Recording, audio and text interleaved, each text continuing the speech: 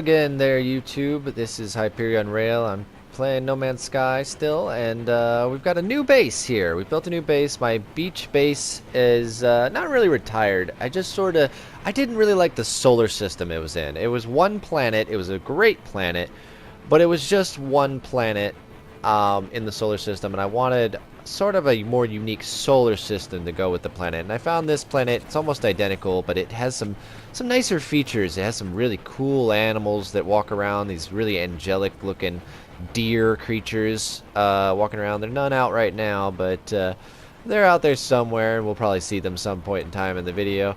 But yeah, but I also wanted to build a new base because I wanted to experiment with something. On what is that planet? I didn't realize there was another planet this close to this one. Does it have a moon? Have I been building this on here and I don't realize it had a moon? Interesting. I'm going to have to check that out in a bit. But anyways, the reason I wanted to build a second base here, well, another reason I wanted to pick this planet, and I unfortunately blocked it. No, I haven't. Is right here, you can barely see it. That little dot right there is a black hole. And I thought that'd be really cool, is to build a base in a solar system with a black hole in it. Because every time you jump through the black hole, it's random where you're going to end up. So I could keep jumping through that and end up in different random spots. So granted, it'll damage some technology every time I do it, but still, I thought that would be kind of a fun place. So I call this base the Dark Star because you know, one of the stars is literally dark. But yeah, anyways, and the second reason I wanted to build a new base is I had an idea and I wanted to experiment with it, and that I'm gonna have to go switch over to camera mode here, and I'm also gonna turn the sun over here so that I wonder what that planet is, so that you can get a better view of it. Turn the menu off. But what I wanted to try is I wanted to see about making rings around the circular bases. Now, I mostly use circular bases so I can use the glass domes. They don't seem to play well on the square buildings, but the glass domes work really great on circular buildings. And I wanted to see about putting these curved walkways around in a circle like this. You never really got to experiment with this kind of stuff in the old game because you got really limited on how big of a base you could build. So I wanted to really try some crazy designs, and I like it. It doesn't really add much to it, and it kind of limits me to a very grid-like shape. I could easily add more domes and stuff in these corners here, but I just kind of wanted to get this like circular grid shape going down and all that. And yeah, I thought it looked kind of neat with that patterning to it. It's really cool when you walk around inside of it, but there is a downside to it, and that downside is it's really easy. Oh, come on. Why is it every time I hit record, I can't walk through a freaking door? Every time! But anyways, the real problem is it gets a little bit confusing as to what... Oh yeah, I've been messing with the messaging system. I've never used that before, and that's kind of cool. But yeah, it's kind of a lot of rooms that look exactly the same, so you get lost real easily of like, which way am I going? Which room am I in? So yeah, that's the only really downside to it. There's not a lot of landmarks to sort of get your bearing, and I'm still having the problem where I can't build the storage container number 1. I can build 0 through 9 except for number 1. So for some reason I can't build number 1, which will go right here, but last time that happened it just suddenly worked. So I don't know. But I really also wanted to experiment with making a very glass-filled base. I wanted everything to be like open and everything. So I put glass panels here, and any place that I could put a glass panel I would. There's a few spots where they aren't because I need to eventually build something, and there's a few places where they're silly because it just looks right into a tube like that. So anyways, but that's it's really simple otherwise, but just wanted to show that the glass. I still also have the problem of my guys are here. I'll show you where he is. Yeah, thank you. That doesn't have to pop up every time. The guys are floating below my base, so I'm not really sure what the deal is with that, and I don't know how to fix it. I also experimented and for the first time used these platforms. I didn't realize they had legs that extended. I never understood the point of them, but part of the reason I never used those before is because they didn't work on my old bases. But anyways, so yeah, there's that. That's the new Dark Star base, which is probably going to be my main base from here on out in this really pretty planet with a blue. It does still have superheated storms, but of course it does, because this game does not know when to let up when it comes to the storms.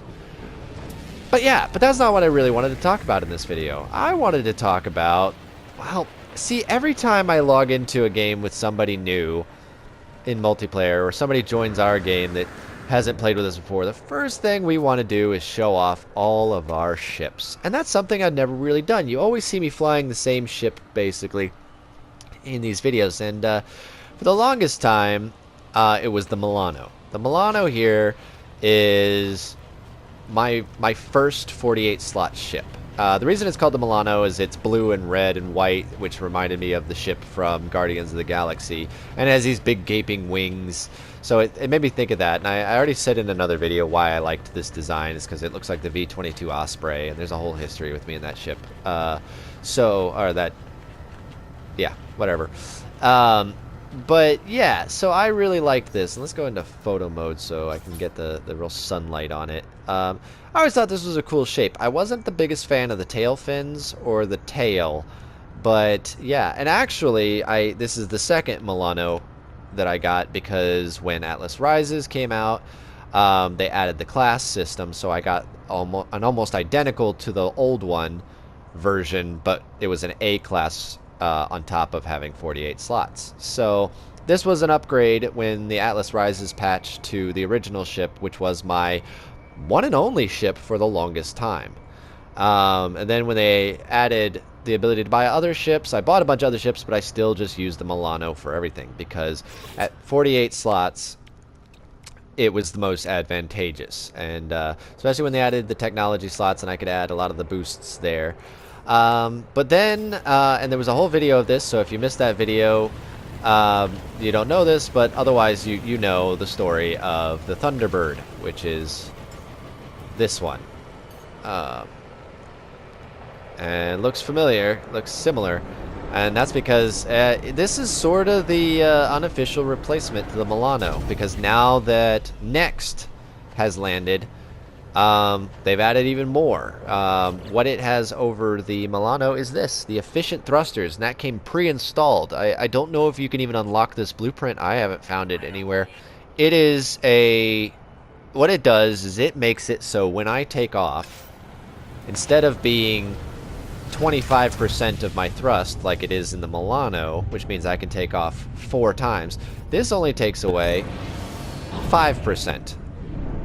So I can take off 20 times before needing to refill, unlike the Milano, which I can only take off 4 times. So needless to say, regardless of whether I wanted to keep the Milano or not, it got replaced, because you can't really beat that. Now, one thing I neglect to talk about a lot with No Man's Sky and my ships, as I always say, oh, it's a 48 slot ship. It's a 48 slot ship. Now, I'm old school. I played from the very beginning. This save file is still my first save file from the very beginning of the game. I have not restarted ever. And back in the day, when No Man's Sky first came out, this was the best you could do. There were no classes. The upgrades were really simple. The way you decided you had the best ship was that it had 48 slots. That was the best you could get, was 48s. That was always your guide to what's the best. Now they have all these RPG style stat boosters and stats and all that stuff. So now ships are a little bit more unique with each one. But still, if you're going to get a hauler, make sure you hold out for that 48 slots, because the haulers are now the only one that can have 48 slots. The fighters and explorers can have, I believe, 38 max, and shuttles are limited to 28, and I still don't know about the exotics. I don't know what their limit is, because they are usually so small. But yeah, 48 slots, and I think 8 slots is the max on technology for a hauler, but I don't know about the other ships. All I know is that I've never seen a hauler with more than 8 slots of technology slots. But yeah, you definitely want to get a 48 slot ship if you're going to get a hauler. A class, S class, doesn't really matter. The stat boosts are not really noticeable, to be honest, to me. You can see it a little bit. But yeah, but now in the new Next, you also want to find a hauler with this upgrade. Because if it's not pre-installed, I won't take it anymore. Because that really made all the difference. But that's really what it comes down to when it came down to when I talk about having a 48 slot ship. Because back in the day, you could have, your fighters could have 48 slots, your shuttles could have 48 slots. You could get anything in a 48 slot, especially if you used a certain exploit. But now the haulers are the ones where you can get the most bang for your buck in space. It's all about making this the most useful, so you can carry the most stuff. Don't focus on putting 5 different guns on your hauler. Just put one gun and really boost it, and that be about it. But that's why I keep talking about 48 slots, and I keep talking about the slots, because back in the day, that was the sign. That was your bragging rights. Yeah, this is only an A class, and somebody will say, "Oh, it's not an S class," but it's a 48 slot A class, and to me, that means it's top of the line, baby. So now that I got them side by side again, and the storm is clearing, we got some of the cool wildlife has come out to bask in the rain. I call these the dark fairies because they have a very fairy-like quality to them. There's also some really cool antelope-looking things that are sometimes around here, but oh, there's one right there. Yeah, kind of looks like a deer and a what's that? I can't think of it right now, but you know what I'm talking about, or an anteater even. But yes, so those are my two. These were my two flagships, my main ships for the longest time. The Milano, unfortunately, is collecting dust because there's not really a lot of reason to use her. But I still hold on to her in case I find either a perfect hybrid of the two, and more importantly, an S-class version. But speaking of S-classes, before I even consider doing that, I would probably look into replacing this, and this is the Silverhawk. And this ship is my third hauler, and the reason I have this third hauler is because it is an S-class hauler. So right there, it is an S-class hauler. It's ugly as sin, but I mean, you can't argue with an S-class. 48 slots, 8 technology slots, and I think in a hauler, that's the most technology slots you can get. Now, in other ships, you can get more technology slots, but I think in a hauler, 8 is the max. But don't quote me on that, because this game's weird and likes to prove me wrong a lot. But anyways, yeah, so this is just my S-class hauler. As you can see, I've done almost nothing to it, and the reason why is because, I mean, like I said, it's not the prettiest thing. Let's get a better view of this. It's not the prettiest thing in the world. It's not the ugliest thing either. It's kind of pretty in its ugliness, but I could definitely do better. And so I've got my eyes constantly open for some S-class better. And if I come across a really good S-class hauler that looks nice, I intend to replace this. So I tend to not use it, even though it's an S-class, because really those stat boosts, you don't see a huge enough difference to matter.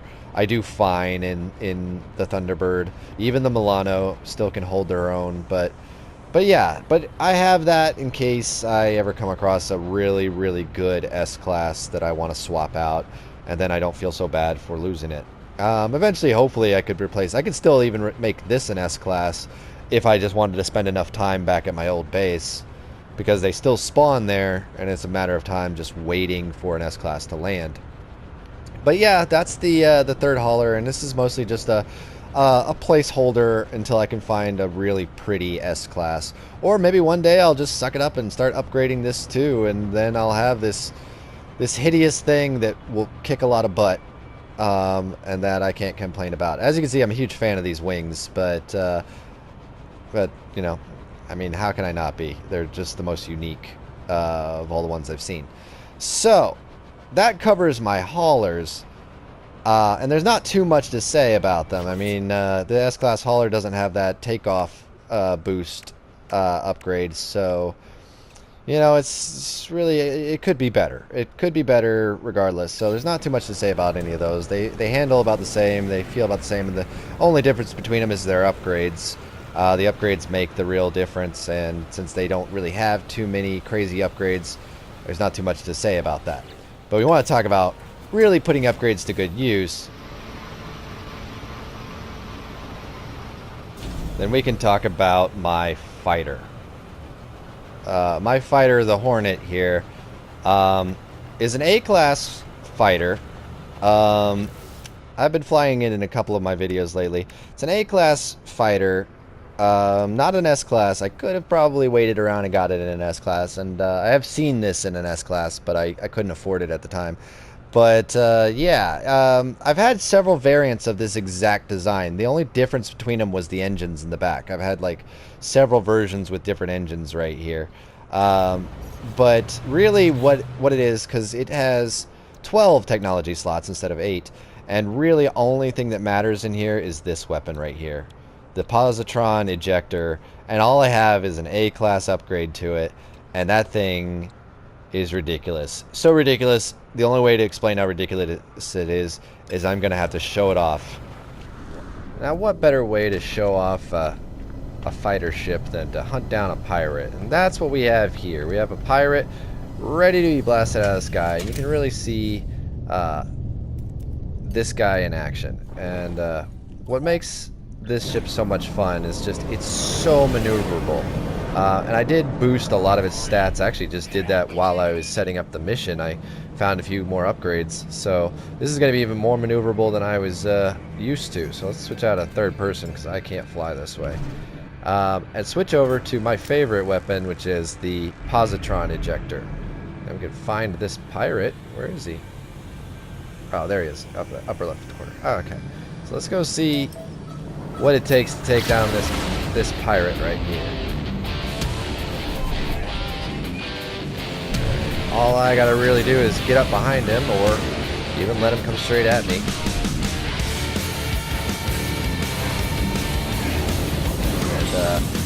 And he's a wily one. And just like that, he's dead. That's how quick it was. And I'll go ahead and pick those on up and return back to base, because that weapon is so OP. Oh my god. So yeah, as you can see, this thing is a beast. So maneuverable, so quick, and that weapon, that positron ejector in it, is just devastating. I think I'm probably gonna get rid of that upgrade right there. Get rid of that weapon because I barely use it and I don't see the point. I just also feel like I wish it had something else, because it's got a lot of weapons, but I mean, I could just keep boosting its maneuverability or its shields and make it much more fun than just keep this 4 slots taken up by that. I'll probably put the shields here and then open up more space here, you know. So yeah, that's the Hornet. Not too much to say about it other than it's a lot of fun. It's my sports car of my collection. Right now, well, it's not my sports car. I would say it's the economy sports car, because that's when we get into the real sports cars, the S-Class exotics.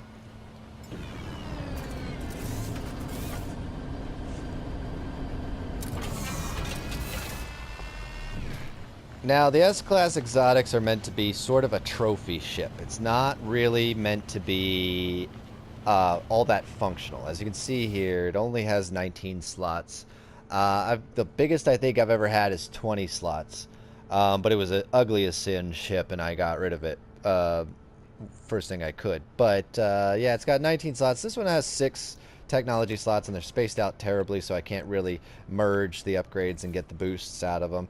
So it's not really going to be too practical, but what really goes into these ships is the S-Class boosts here, which will really make it so you don't really need that many upgrades to make them something pretty intimidating. You're never going to get a lot of storage out of them. They're literally designed to be a Lamborghini or a Ferrari in your garage. You look at it every now and then, you show it off to your friends, but you really don't. Somebody walking up on me here? You really don't take it out for a spin all that often. You just sort of... I think at some point in time I will sit down and I'll really just get some really insane upgrades into it just to get get something really nasty out of it. But otherwise, this is Zapdos, and the reason it's called Zapdos is because the nose looks like Zapdos. But really, this one could be replaced at any moment if I find an identical ship. And I've seen this ship quite a few times in this exact configuration, except the engine. The engine is the only thing I would do differently. And there is a long engine that sticks out of the back. And I've always kept my eye open for the perfect design of this ship with that long engine in yellow. Let me get into camera mode and get much better angles of this thing. Especially with the sun out. And I always like how the S-Class ships have the foldable wings and stuff like that. I used to have the ones with the big wings out the top and the wing out the bottom, and that was really unique. But I haven't really seen that one in a crazy enough design, and it messes up my freighter. So I tend to not want to keep any of those big winged ones, but I like the little flares on this one, the little curly Q and the fold out solar panels on this guy, and this long javelin that rotates when you're not in camera mode constantly. So I thought this one had a lot of nice little touches, and if only I found it with that rear engine, it would be perfect, I think, in my opinion. I think this design is really cool. And obviously, it would be nice to find one with more slots. But otherwise, yeah, I always really liked the design of this ship. And so it's stuck with me. I think it's either my first or my second S-Class exotic that I ever bought. And of course, as I've stated, you can get an S-Class in any ship. As you can see, my hauler over there is an S-Class. But this is what they call an exotic. So when somebody says an S-Class, doesn't necessarily mean one of these. The exotics are a rare breed. They're hard to find. You can find them literally in any solar system. People will tell you got to go to wealthy solar systems. That's not true. I've found them in low quality, not like struggling solar systems. I've seen S classes. They're just more likely to spawn in a wealthy solar system and probably spawn more regularly. But you can definitely find one anywhere, so always just keep your eyes open. And my rule of thumb is if you see an S-Class exotic, you buy it. You don't even think about it. You buy it because there's a good chance, as long as you like the look of it, I mean, because there's a good chance you see it once, you're never going to see it again. Sometimes they spawn multiple times, but I've definitely had moments where S-Class exotics have spawned once and never again. You spent days, weeks, months. Actually, the solar system where I got Thunderbird, it's even in my video, has an S-Class exotic in it. Hello again, you. Also, you're back. And I've never seen it land ever since that video. So, you gotta just sort of take as you get them and all that. And, yeah. And speaking of rare, speaking of once you see them, they never spawn again, that brings me to my final ship. And I am very, very excited to show this one off. And I got to find the right place to land it.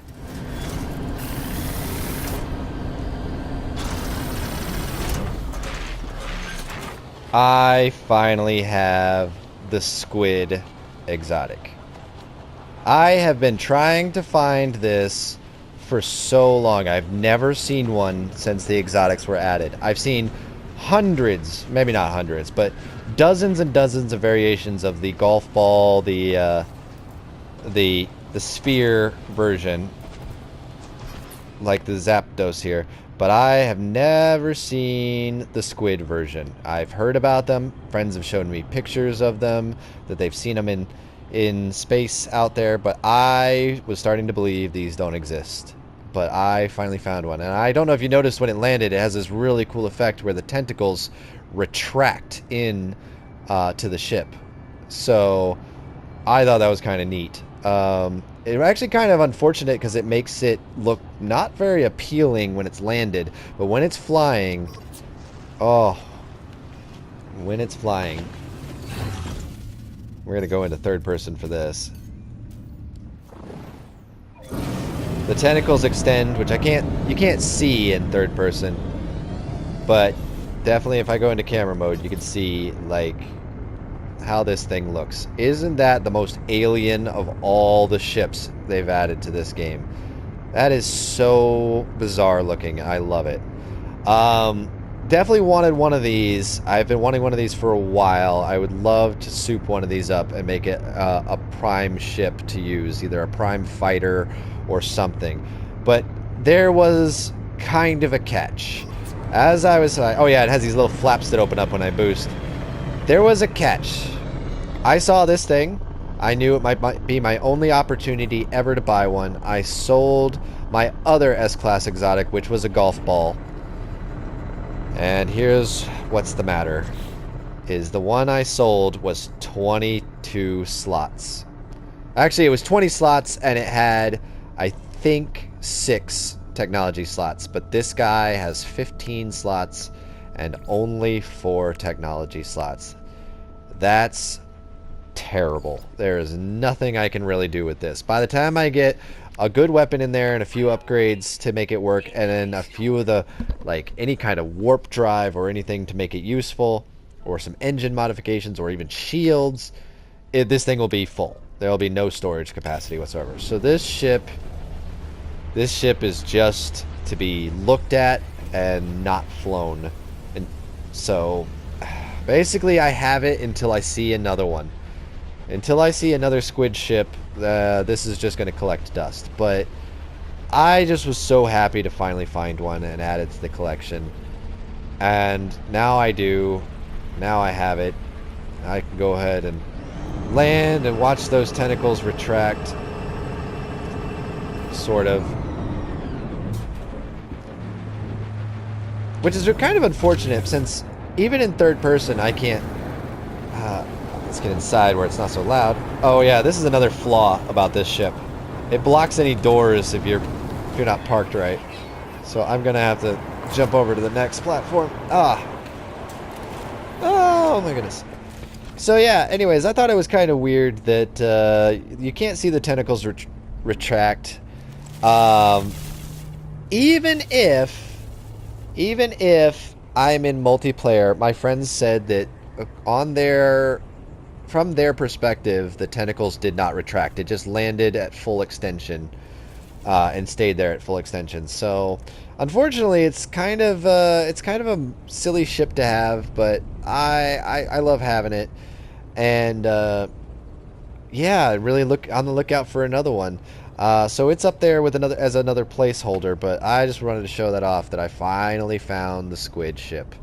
And I wish I could remember where I got it. I was in such an excited mood when I got it. I bought it, flew away, went back to my home base, and realized that I did not remember or put a base down where I found it. So, you know, there's no guarantee I would have seen another one, but probably should have stuck around and saw if another one spawned and tried to get something with better slots. But either way, I mean, I think the color's cool with the purple tentacles on a red ship, but I'm okay trading it up if I find another one someday.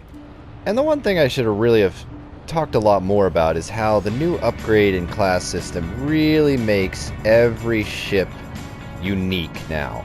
It makes every ship feel like different than the others, and once you've gotten your upgrades sort of figured out in a way that you really like,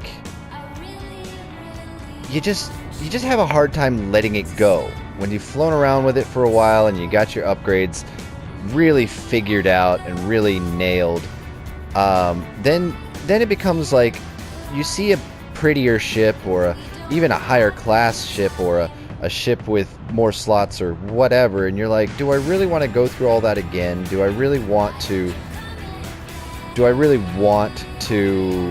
spend the time searching for those upgrades or upgrades equivalent and make that ship again and make it perform the same way again? Will it perform the same way again? Will it feel the same?